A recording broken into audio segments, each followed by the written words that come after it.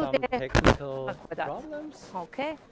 So or opportunities. when we finish with the visit of the Alcázar, you're going to have we are free back time for and we are helping local streaming economy.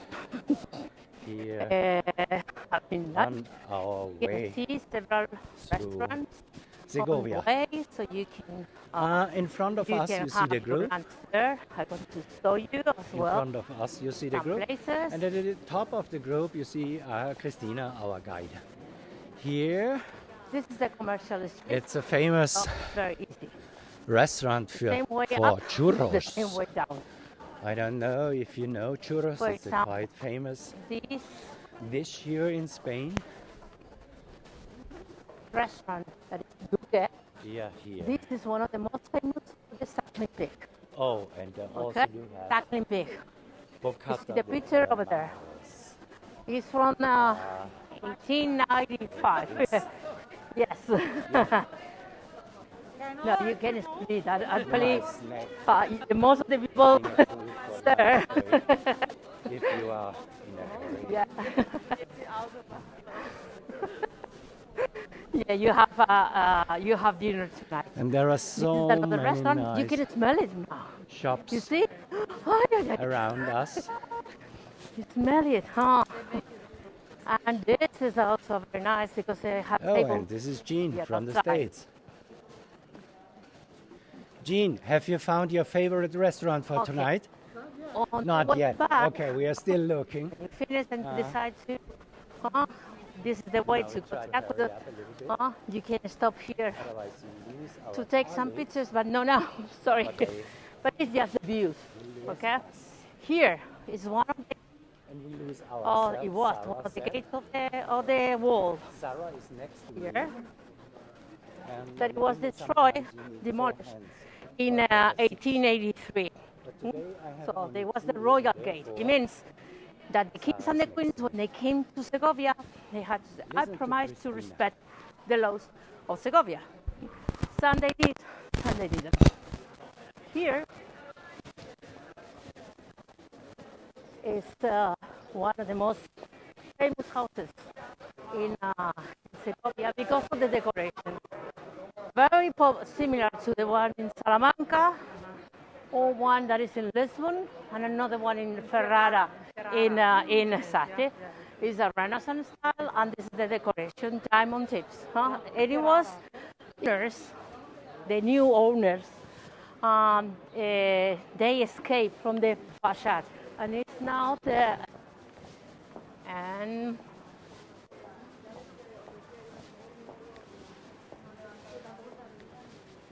in Segovia, you had to look at the facades because there's this kind of decoration that is called graffito. And it's been so typical, is the way they made it so different from one house to the other.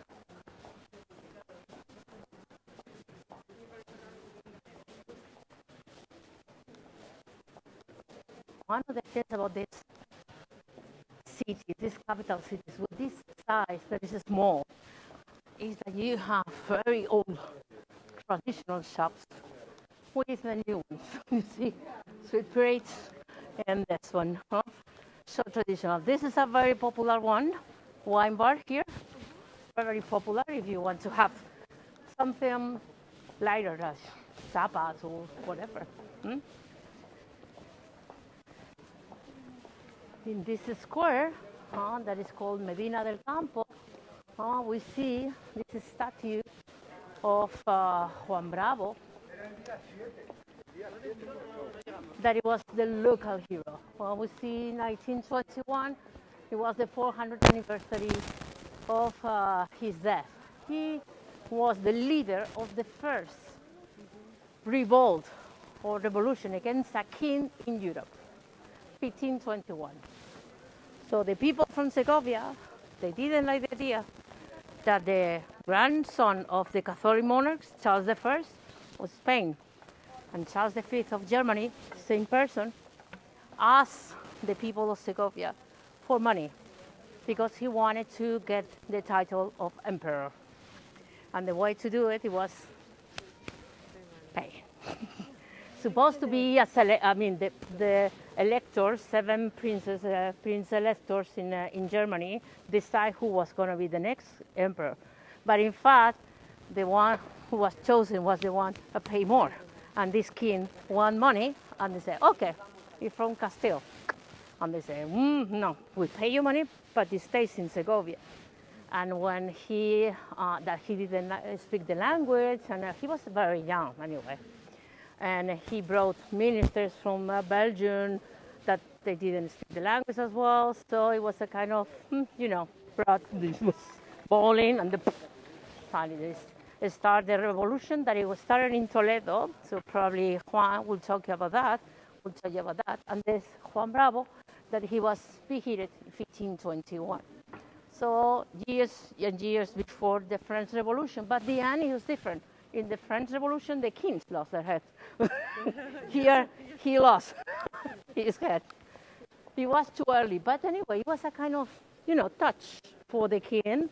He changed his mind, and he started putting ministers, Spanish minister, Castilian, also. This was one of the gates of the wall. This church, a beautiful one. It was the foundation were Roman thermal baths. Then the Visigoths came and made a small church. Then the Arabs, they made a small mosque, and then the Christian again. So one over the other. And this building that it looks like a prison, it was a prison. It's now Casa de la Lectura, is a library, local library. But it was not just a prison, it was the royal one. So only nobles or very important people had the privilege to be here, because this was different. They were fed 3 times per day, and nothing to do with the other ordinary prisons.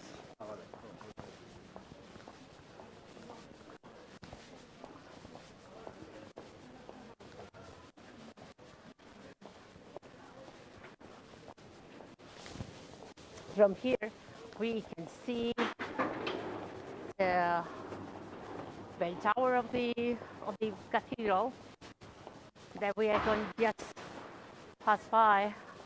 I guess that in Toledo you have to visit to the Cathedral of Toledo, do you? I don't know the program that you have. You probably have. You don't have the tickets for inside? Well, you can go on your own.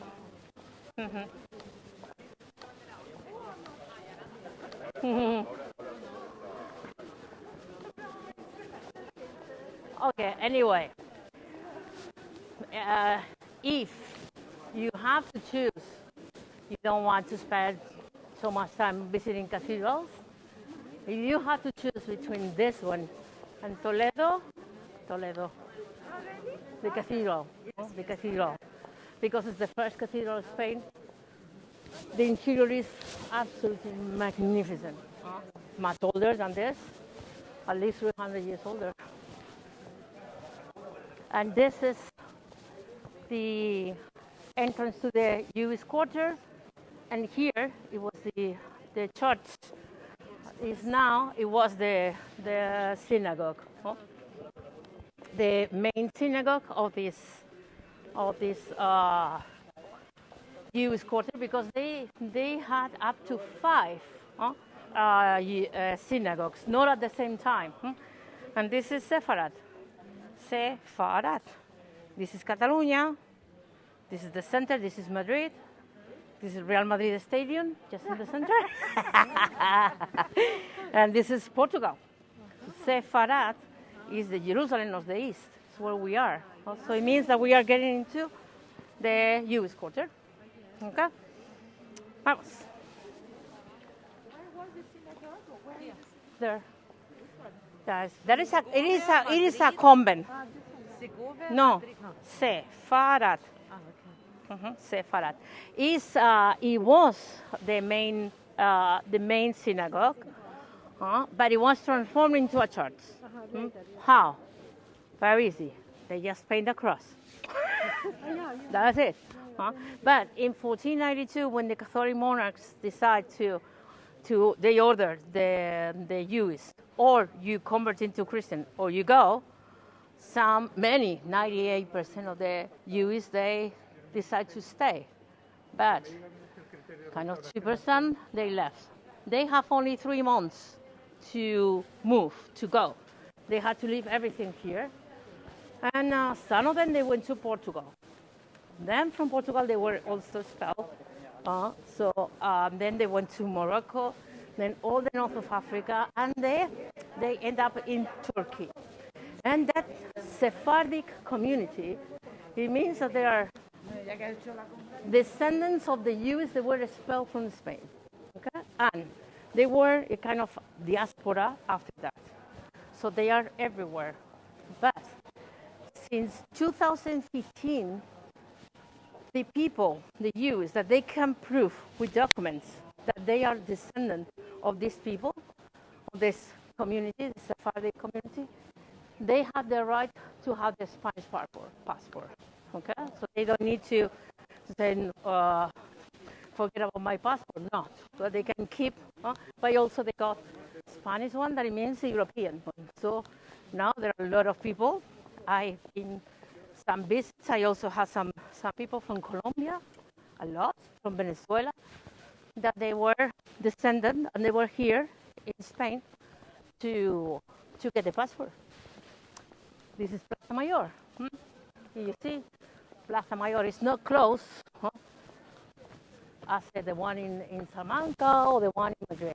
And here, in any of the bars, and also in that street, that the bars are closed now, but there's full of bars.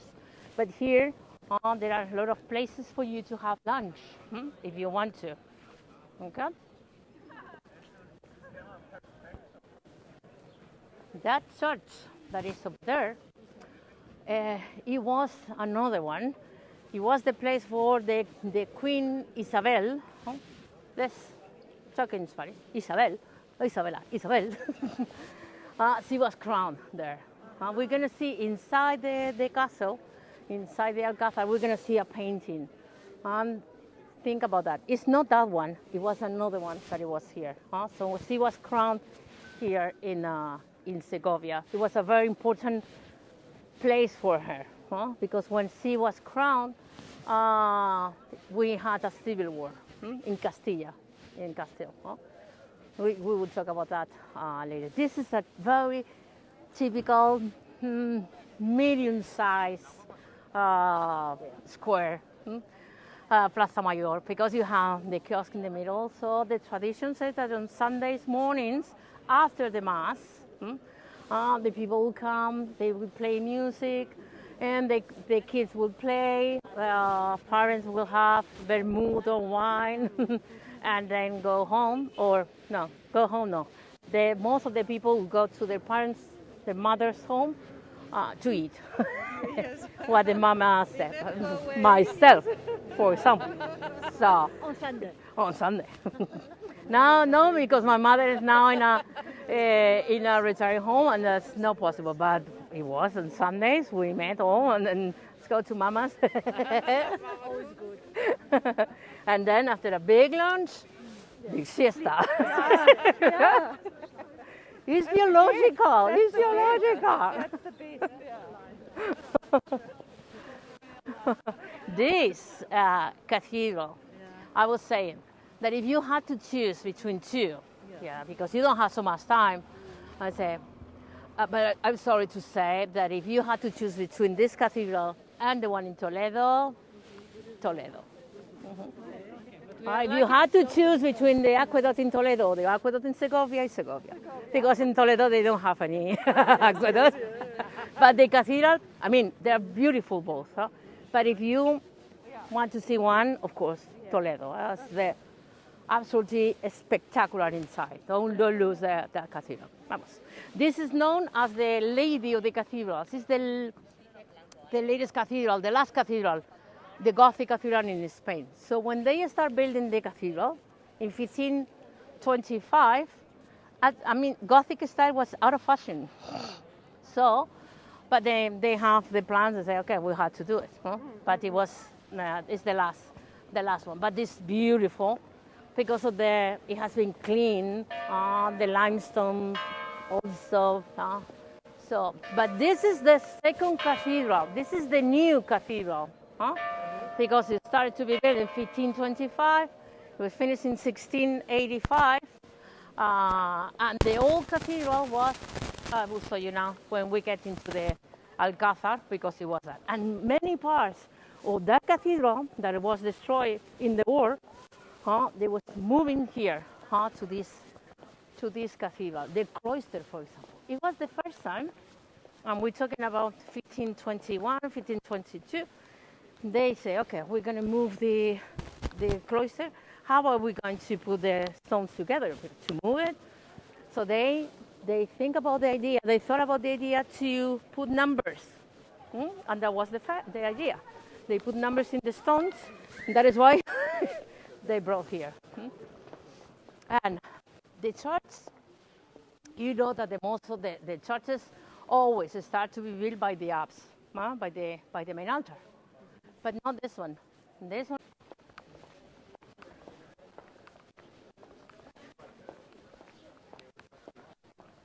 Of course, gargoyles. What is a Gothic cathedral without a gargoyle? Nothing. But actually,